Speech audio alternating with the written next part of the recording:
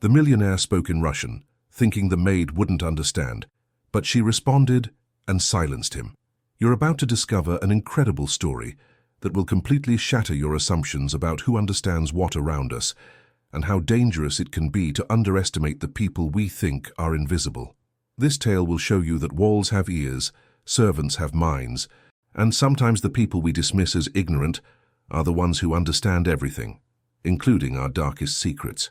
If you're ready for a journey that will make you think twice about every conversation you've ever had in front of the help, don't forget to like this video, subscribe to our channel, and hit that notification bell so you never miss stories like this one. Now let's dive into this amazing tale that begins in the opulent mansions of Beverly Hills, where power, secrets, and languages collide in the most unexpected way. Chapter 1. The Language of Arrogance. The Petrov mansion perched on the hills of Beverly Hills like a monument to excess, its 20,000 square feet of marble, crystal, and gold fixtures serving as a testament to the vast oil fortune that Viktor Petrov had built, and the ruthless methods he had used to build it. The Russian oligarch, worth approximately $2.8 billion, had purchased the estate for $85 million in cash, transforming it into a fortress of luxury that reflected his belief that money could buy anything, including silence and invisibility from those who served him. Viktor, 58, stood in his mahogany-paneled study overlooking the infinity pool and manicured gardens, speaking rapidly in Russian into his encrypted satellite phone.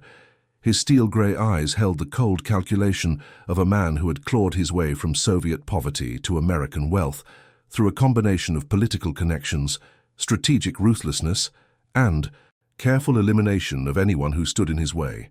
"The senator's vote is guaranteed," Viktor was saying in Russian to his associate in Moscow. "I transferred $2 million to his Cayman account yesterday. The oil drilling rights in Alaska will be approved by next month." What Viktor didn't know was that every word of his conversation was being understood by Anya Volkov, 45, who was quietly dusting the expensive art collection that lined his study walls. To Viktor and his wife Irina, Anya was simply the Russian girl, a domestic worker who had been recommended by their previous housekeeper when she retired. They assumed that Anya, like most domestic help, was poorly educated and possessed limited language skills beyond basic English and perhaps some broken Russian. The truth about Anya Volkov was far more complex and dangerous to Viktor's criminal empire than he could have imagined. Born in St. Petersburg to a family of academics, Anya had earned a master's degree in international journalism from Moscow State University before the political upheaval of the 1990s destroyed her family's prospects. Her father, a prominent newspaper editor who had criticized government corruption, had been murdered in what police claimed was a random robbery. Her mother, a literature professor, had died in a suspicious car accident 6 months later. Anya herself had been working as an investigative journalist, specializing in political corruption and organized crime when she received a death threat that made her choice clear: flee Russia or join her parents in their graves. She had used her journalism contacts to obtain asylum in the United States, arriving in Los Angeles 15 years earlier with nothing but her intelligence, her determination, and her encyclopedic knowledge of Russian criminal networks. For 15 years, Anya had worked as a domestic employee in wealthy Russian households throughout Los Angeles, invisible to her employers, but perfectly positioned to observe and document their activities. What appeared to be menial work was actually the most sophisticated undercover investigation in FBI history. Anya Volkov was a key intelligence asset who had been providing federal authorities with detailed information about Russian money laundering, political corruption, and organized crime operations on American soil. Viktor continued his phone conversation, completely unaware that every word was being recorded by the listening device hidden in Anya's hearing aid. Technology so advanced that it appeared to be a standard medical device while actually transmitting conversations directly to FBI monitoring stations. "The pipeline project in Texas is more complicated," Viktor continued in Russian. "Governor Martinez is asking for $5 million instead of $3 million, and that FBI investigation into our shipping operations is getting too close. We may need to eliminate Agent Thompson before he connects our Houston activities to the money flowing through our New York banks." Anya's blood ran cold as she heard Viktor casually discussing the murder of a federal agent. Over the past 2 years, She had documented Victor's involvement in money laundering, political bribery, and tax evasion, but this was the first time she had heard him directly ordering violence against American law enforcement. Also, Victor added, switching to a more conspiratorial tone, tell Dmitri that the witness in the Seattle case needs to disappear before the trial next month.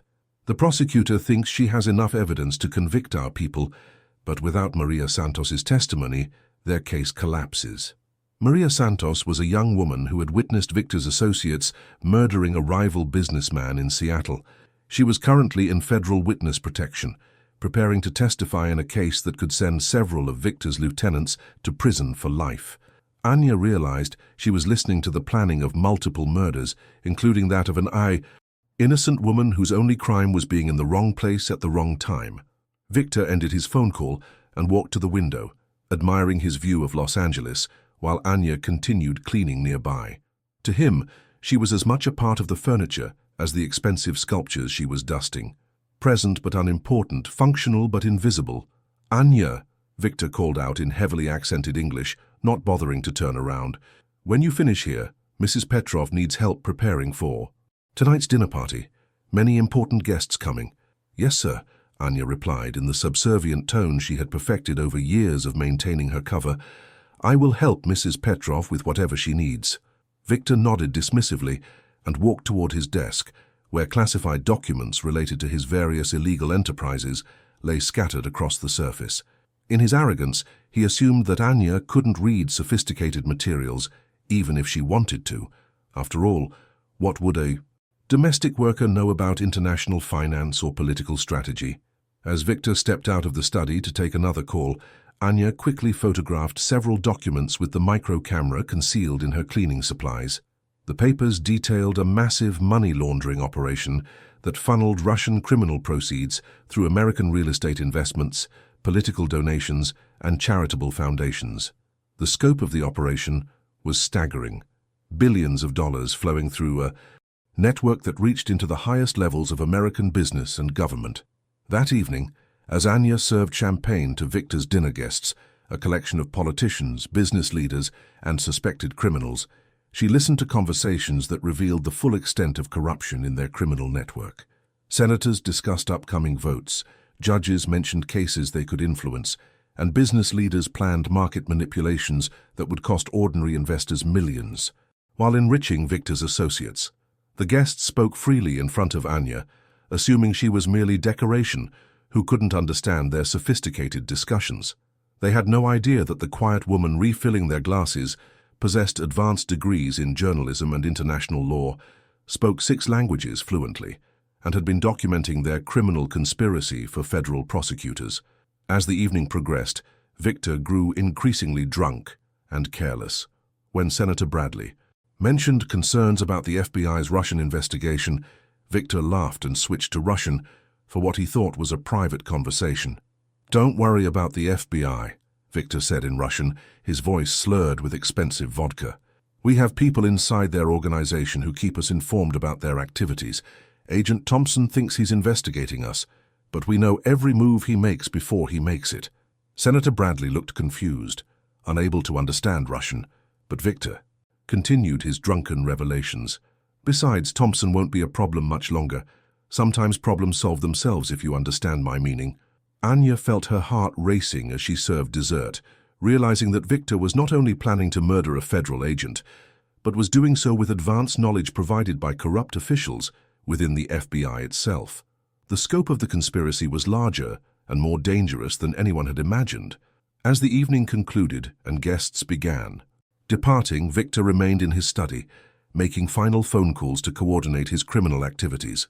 Anya finished cleaning the dining room and moved to dust the study one final time, hoping to capture any additional evidence before the night ended. Victor was speaking in rapid Russian to someone he addressed as Dmitri, finalizing plans for what sounded like multiple murders scheduled for the following week. He was so intoxicated and confident in his perceived privacy that he spoke with complete candor about crimes that would shock the American public if they were ever revealed. It was then that Victor made the mistake that would destroy his entire criminal empire. Still believing Anya couldn't understand Russian, Victor began describing in graphic detail how he had personally murdered 3 people who had threatened to expose his operations. He laughed as he recounted their deaths, treating murder as nothing more than routine business expenses. The journalist in Miami thought, "She was so clever," Victor said in Russian, his words recorded by Anya's sophisticated surveillance equipment. "She learned what happens to people who ask too many questions about my shipping businesses." Anya continued dusting, her face expressionless despite the horror of what she was hearing. She had dedicated her life to bringing criminals like Victor to justice, but listening to him casually describe murder while she maintained her cover required tremendous emotional control. It was at that moment that Victor's arrogance would meet its match, and Anya's years of patient investigation would finally bear fruit in the most dramatic way possible. The moment of truth was approaching, and Victor had no idea that his assumption about Anya's ignorance was about to destroy everything he had built. If you're as shocked as we are by the scope of Victor's criminal empire, and as impressed by Anya's incredible undercover work, make sure you've hit that like button and subscribed to our channel. Because what happens when Anya finally reveals herself will leave you speechless. Chapter 2. The moment truth speaks. The next morning brought an unexpected crisis that would test Anya's cover story and Victor's assumptions in ways neither could have anticipated. Dmitry Kozlov, Victor's most trusted lieutenant and the man responsible for eliminating witnesses and troublesome officials, arrived at the mansion in a state of barely controlled panic. "We have a problem," Dmitry announced, in rapid Russian as he burst into Victor's study, not bothering to check whether any domestic staff were present. Anya was polishing silver in the adjacent dining room, invisible to both men, but perfectly positioned to hear their conversation. "The FBI raid in Houston was more successful than we anticipated," Dmitry continued in Russian. "They seized computers with encrypted files that could connect our operations to the murders in Seattle and Miami. And worse, Agent Thompson has disappeared." Victor looked up from his breakfast with confusion. "What do you mean, disappeared?" "He never came home last night. His wife called the FBI this morning. His car was found abandoned near the docks, but there's no sign of him." Dmitry paused nervously. "Victor, I think we may have a leak in our organization." Anya's pulse quickened as she realized the implications. Agent Thompson, the federal investigator whose murder Victor had casually ordered just 12 hours earlier, had apparently been killed during the night. But more troubling was Dmitry's suspicion about organizational leaks. If they began investigating their inner circle, Anya's cover could be discovered. Victor stood and walked to the window, his morning calm replaced by the cold calculation that had built his criminal empire. What kind of leak? Someone has been feeding detailed information to federal authorities. The raids were too precise, too well-timed. They knew exactly which locations to target and which files to seize. Dmitry lowered his voice to a whisper. "Victor, they knew about things that only our inner circle should have known." "Are you suggesting someone in my household is working with the FBI?" Victor asked, his tone carrying deadly implications. Anya continued polishing silver, her movements steady despite the danger she now faced. If Victor began investigating household staff, her sophisticated surveillance equipment would be discovered, and her years of undercover work would be revealed. Worse, her life would be in immediate danger from men who had already demonstrated their willingness to murder federal agents. "Not necessarily household staff," Dmitry replied, "but someone with access to our conversations, our planning sessions, our most sensitive operations." Victor began pacing, his mind working through the possibilities. The dinner party last night included Senator Bradley, Judge Morrison, Commissioner Zhang, all people who could potentially have federal contacts. Or, Dmitry suggested ominously, someone who was present during our conversations but appeared to be unimportant. Both men looked toward the dining room where Anya was working, but she had anticipated this moment. She continued her duties with the same methodical efficiency she had shown for 2 years, giving no indication that she understood their Russian conversation or grasped the implications of their suspicions. "The Russian woman," Victor said slowly, his eyes fixed on Anya's figure through the doorway. "She's been here for 2 years. She's present during many of our conversations." Dmitry studied Anya carefully. "She doesn't speak Russian well enough to understand our discussions, and she's clearly uneducated. Probably came here as a refugee or something similar." "Test her," Victor decided suddenly. Say something in Russian that would get a reaction if she understood. Dmitri nodded and walked closer to the dining room, speaking in rapid Russian while watching Anya's face for any sign of comprehension. Victor, when we kill the maid, should we make it look like an accident or just make her disappear like we did with Agent Thompson? Anya's blood turned to ice, but years of undercover training allowed her to maintain perfect composure. She continued polishing silverware, humming softly to herself as if she had heard nothing more threatening than a discussion about the weather. No reaction, Dmitri reported to Victor. She doesn't understand sophisticated Russian. Victor wasn't entirely convinced. Call her over here, I want to test her directly. Anya, Dmitri called in English. Mr. Petrov wants to speak with you. Anya set down her polishing cloth and walked into the study with the deferential posture she had perfected during her years of maintaining cover. Yes, Mr. Petrov, how can I help you? Victor studied her face carefully, looking for any sign that she possessed more intelligence or language skills than she had revealed. Anya, how long have you been working in America? 15 years, sir, Anya replied in her carefully practiced accent. I came here from Russia when I was a young woman. I work hard, send money to family back home. And your English is very good, Victor observed. Do you speak any other languages? This was the crucial moment. Anya knew that Victor was testing her, looking for signs that she possessed the linguistic sophistication necessary to understand his criminal conversations. Her response would determine whether she could maintain her cover or whether she would need to abandon her investigation and flee for her life. Little bit Russian, Anya replied, deliberately making grammatical errors that suggested limited education. But English better for work here. Russian I speak with my old babushka when I call home, but not so good anymore. Victor smiled with cold satisfaction. Anya, I want you to understand something very important. There are bad people who sometimes try to hurt my family and my business. If you ever notice strangers asking questions about our household, or if anyone tries to get you to spy on our private conversations, you must tell me immediately. Of course, Mr. Petrov, Anya replied with apparent confusion. But who would ask me such things? I am just cleaning lady. Exactly, Victor said, his suspicions apparently satisfied. You are just a cleaning lady, and that's why people might think you could help them without understanding the consequences. Dmitri nodded, approvingly. She's too simple to be working with federal agents. Our leak must be coming from somewhere else. As Anya returned to her work, she realized that Victor's arrogance and assumptions about domestic workers had just saved her life. His inability to imagine that someone he considered beneath his notice could possess advanced education and sophisticated skills had prevented him from discovering the most successful federal investigation in decades.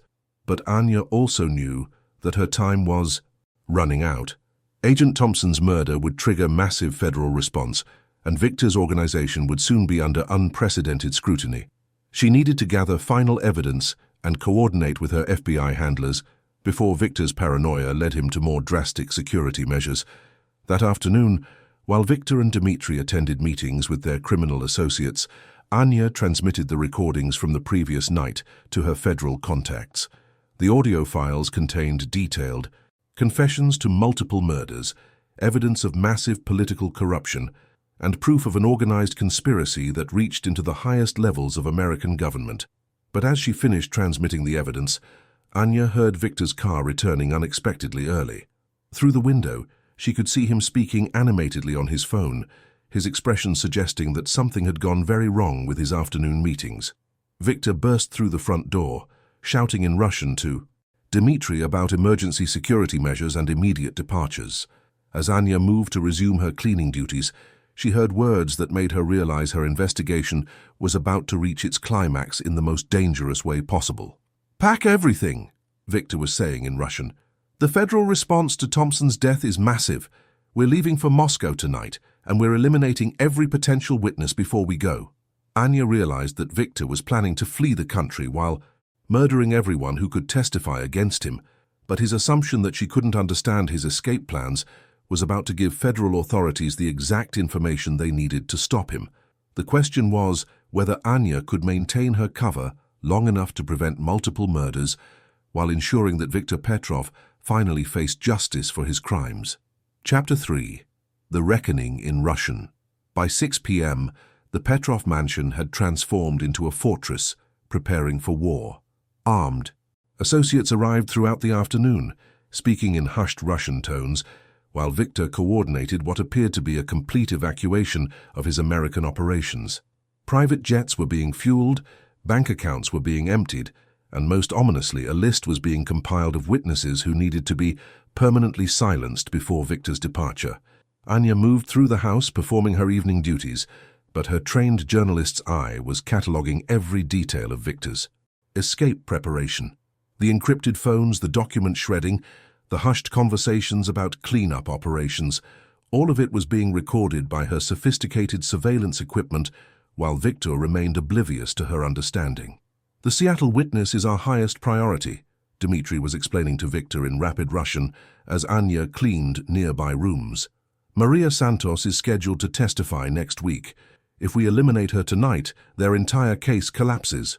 "What about the journalist in San Francisco?" Victor asked. "The one who's been investigating our real estate operations." "Already handled," Dmitri replied with disturbing casualness. "Car accident this morning. Very tragic." Anya felt sick as she realized they were discussing the murder of Sarah Martinez, an investigative reporter whose work had been exposing Russian money laundering through California real estate. Sarah had been a colleague and friend from Anya's journalism days, and now she was dead because she had gotten too close to Victor's criminal network. "Good," Victor said with satisfaction. "What about our FBI contact? Can Agent Williams provide us with updated information about their investigation?" Williams confirmed that they suspect an insider, but don't know the source of their intelligence, Dmitri reported. He also provided a list of federal safe houses. "We can eliminate 3 witnesses tonight if we move quickly." Anya's blood ran cold as she realized the scope of Victor's planned massacre. Multiple witnesses protected by federal authorities were about to be murdered by an organization that had corrupted agents within the FBI itself. Agent Thompson's death had been just the beginning of a killing spree designed to destroy an entire federal investigation. As evening fell, Victor gathered his remaining associates in his study for final planning. Anya was serving dinner to the group, invisible to men who were casually discussing mass murder while eating expensive caviar and drinking vintage champagne. "The private jet leaves LAX at midnight," Victor announced in Russian. "By tomorrow morning, we'll be in Moscow, and this American problem will be permanently resolved." "And the household staff?" asked one of Victor's lieutenants. Victor glanced at Anya as she refilled his wine glass. "The Russian girl has been here for 2 years. She knows our routines, our visitors. She could potentially provide information to investigators." Anya's hands remained steady as she continued serving, but she knew Victor was discussing her execution. After 2 years of maintaining perfect cover, her investigation was about to end with her own murder unless she could somehow turn the tables on Victor's organization. "After we finish with the federal witnesses, we'll handle the domestic situation," Victor continued in Russian. "No loose ends." It was then that Victor made the fatal mistake that would destroy his entire escape plan.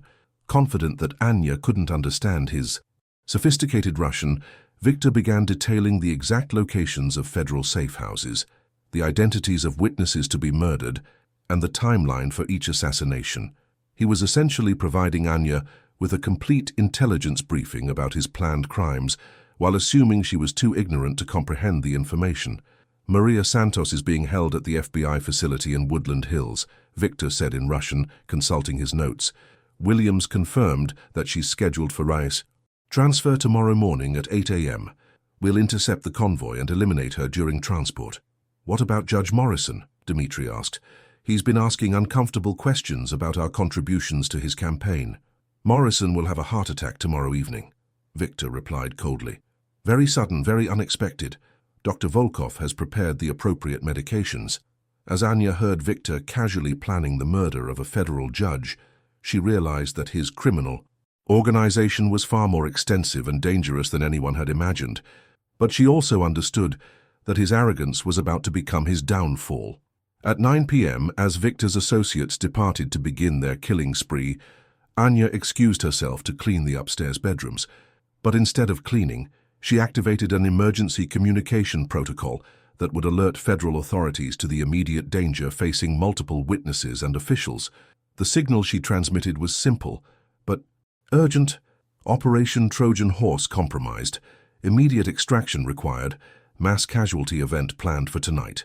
Within minutes, Anya's FBI handlers were mobilizing emergency response teams to protect the witnesses Victor planned to murder. But they also knew that Anya's cover was about to be blown, and her own life was in immediate danger. As Anya returned downstairs, she found Victor waiting for her in the hallway, his expression suggesting that something had changed dramatically in the past hour. "Anya," Victor said in Russian, his tone deceptively casual. "I've been thinking about our conversation this morning." "Yes, Mr. Petrov," Anya replied in English, maintaining her cover despite the obvious danger. Victor smiled coldly and continued in Russian. "I realize that someone who has worked in my house for 2 years, who has been present during so many private conversations, might have learned more than we initially assumed." "I'm sorry, Mr. Petrov," Anya replied in broken English. "I don't understand Russian so good. You want me to get Mrs. Petrov to translate?"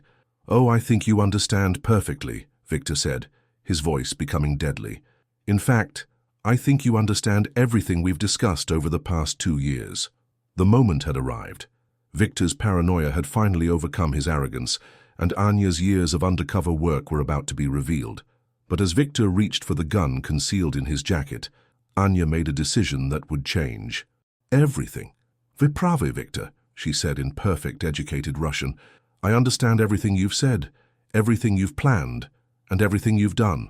Translation: "You're right, Victor. I understand everything you've said, everything you've planned, and everything you've done." Victor's face went white as Anya continued in flawless Russian, her accent revealing years of education and sophistication that she had hidden behind a carefully constructed facade. "I understand that you murdered Agent Thompson last night. I understand that you're planning to kill Maria Santos, Judge Morrison, and multiple federal witnesses. I understand that you have corrupt agents within the FBI, and I understand that you're planning to murder me as soon as your associates return." Victor reached for his weapon, but Anya was already moving. "But what you don't understand, Victor," she continued in Russian as FBI agents burst through the mansion's doors, "is that I've been recording every conversation, documenting every crime and building a case against you for the past 2 years." As federal agents surrounded Victor with weapons drawn, Anya removed her hearing aid and held up the sophisticated recording device that had captured hundreds of hours of incriminating conversations. "Agent Anya Volkov, FBI Intelligence Division," she announced, her carefully maintained cover finally discarded. "Viktor Petrov, you're under arrest for conspiracy to commit murder, political corruption, money laundering, and about 40 other federal crimes." Victor stared at Anya in shock, finally understanding that the simple cleaning lady he had dismissed as ignorant had been one of the most sophisticated undercover agents in federal law enforcement history. His assumption that domestic workers were invisible and ignorant had just brought down one of the largest criminal organizations operating on American soil. Chapter 4. Justice Speaks Every Language. 6 months after Victor Petrov's arrest, the federal courthouse in downtown Los Angeles buzzed with activity as the Operation Trojan Horse trial reached its dramatic conclusion. The case had become the largest prosecution of organized crime and political corruption in decades, with Anya's undercover recordings providing evidence that reached into the highest levels of American business and government. Anya sat in the witness box for her final day of testimony, no longer disguised as a domestic worker, but appearing as the accomplished federal agent and former journalist she had always been. Her transformation was remarkable. The subservient cleaning lady had been replaced by a confident professional whose intelligence and expertise commanded respect from everyone in the courtroom. "Agent Volkov," the prosecutor continued, "please tell the court how your linguistic abilities enabled you to gather evidence that might otherwise have been impossible to obtain." Anya looked directly at Victor, who sat at the defendant's table with an expression of defeated fury. Mr. Petrov and his associates assumed that someone working as domestic help would be poorly educated and unable to understand sophisticated conversations. This assumption allowed me to document criminal activities that they would never have discussed in front of someone they recognized as law enforcement. "And during your 2 years undercover, how many crimes did you document?" "The recordings contain evidence of 17 murders, including the assassination of Agent Thompson and journalist Sarah Martinez. We documented over $200 million in money laundering activities, bribery of 12 federal officials, and conspiracy to interfere with multiple ongoing federal investigations. The scope of Victor's criminal empire had shocked even veteran federal prosecutors. The evidence Anya gathered had led to arrests of senators, judges, business leaders, and corrupt federal agents across 12 states. What had appeared to be a single criminal organization had actually been a massive conspiracy that threatened the integrity of American democratic institutions. Agent Volkov, the defense attorney said during cross-examination, "Isn't it true that you essentially entrapped my client by encouraging him to believe you were someone you weren't?" Anya's response was sharp and definitive. "Counselor, I never encouraged your client to commit crimes. I simply maintained a cover identity while he voluntarily confessed to murders, planned assassinations, and coordinated massive criminal activities. My job was to listen and document, not to entrap. But you deceived him about your identity and capabilities. Your client assumed I was ignorant because I worked as a domestic employee. His prejudice and arrogance led him to discuss criminal activities in front of someone he considered beneath his notice. That's not entrapment, that's consequences." The courtroom gallery was packed with journalists from around the world, documenting a case that had revealed the extent to which foreign criminal organizations had infiltrated American institutions. Anya's testimony had already been used in congressional hearings about political corruption and foreign interference in American democracy. During a recess, Anya was approached by Maria Santos, the young woman whose life had been saved when FBI agents intercepted Victor's assassination team.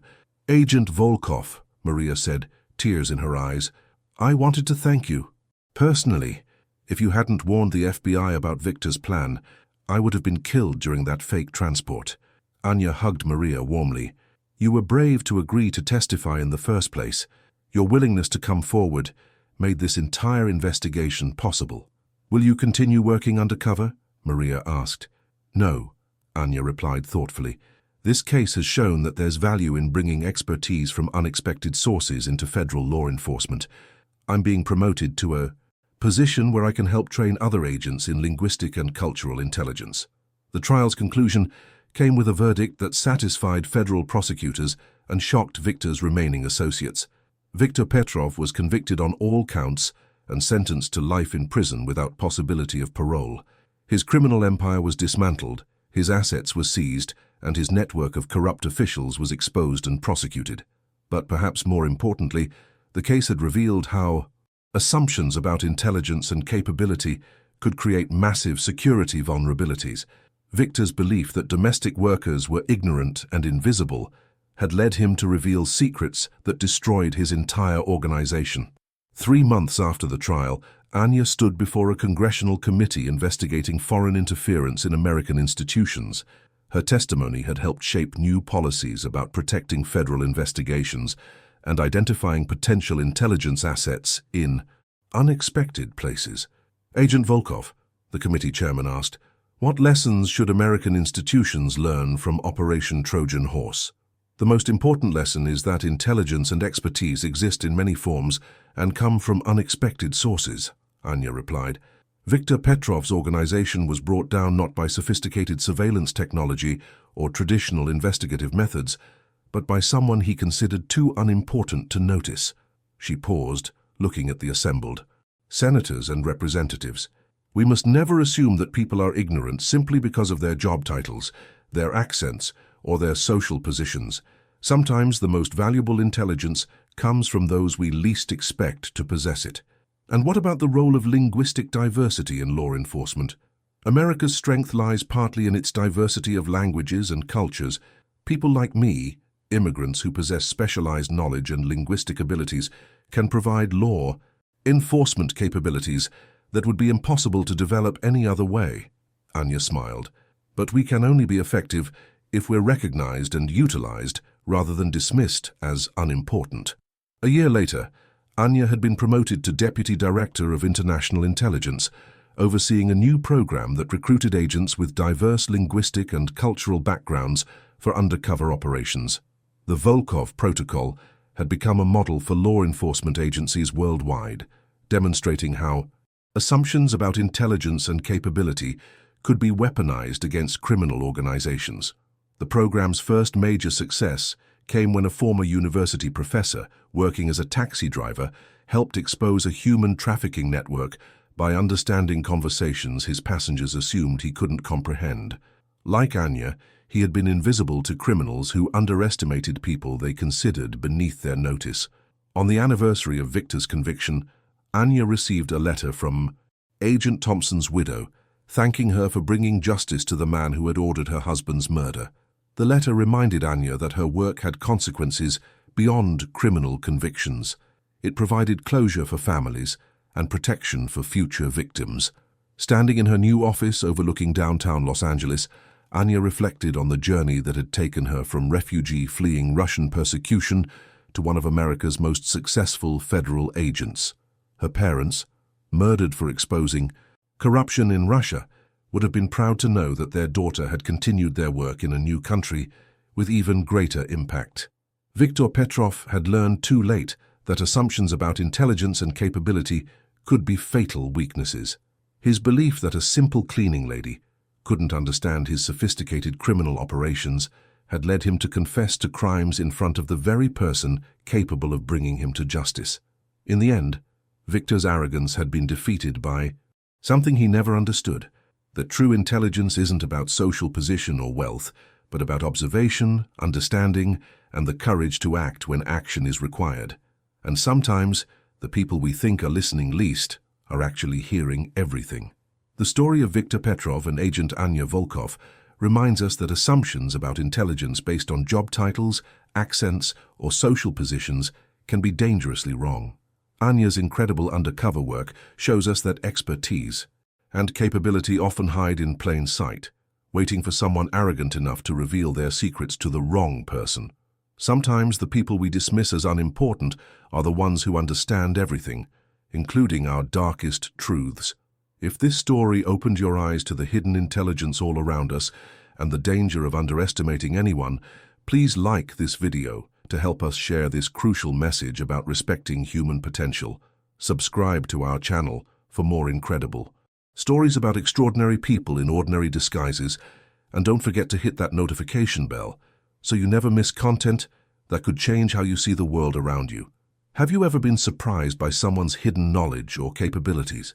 Share your story in the comments below, and remember, in a world full of assumptions, the most dangerous mistake is thinking you know who's really listening.